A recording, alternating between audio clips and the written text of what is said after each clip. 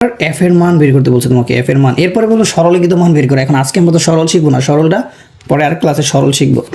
তো দেখো কি মুখস্থর কিছু নাই, তুমি দেখবা কি ঢুকছে, এ ঢুকছে, কি ঢুকছে, তাহলে এই চিত্রটার নাম কি, নট গেট। কি গেট? এই যে not gate, and gate, or gate. কি এই যে not gate, and gate, or gate.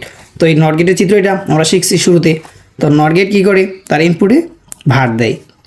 এদিক দিয়ে কি ঢুকতেছে বলো, বি। আগে কোনো গেট মেট নাই, তাহলে এটা এন্ড ডি আকৃতির, তার ইনপুট কি গুণ করবে, ইনপুট কি এ না এ নট, এ নট, এই ইনপুট হচ্ছে এই গেটের, তো এটা ইনপুট কি এ নট, তাহলে লিখবো এ নট আর বি একসাথে থাকে।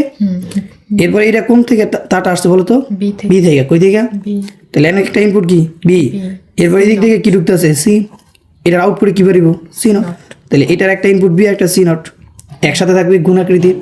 এরপরে এই গেটের জন্য ইনপুট কোনটা, এটা, তাহলে এই ইনপুটটা কি এ প্রাইম বি বা এ নট বি।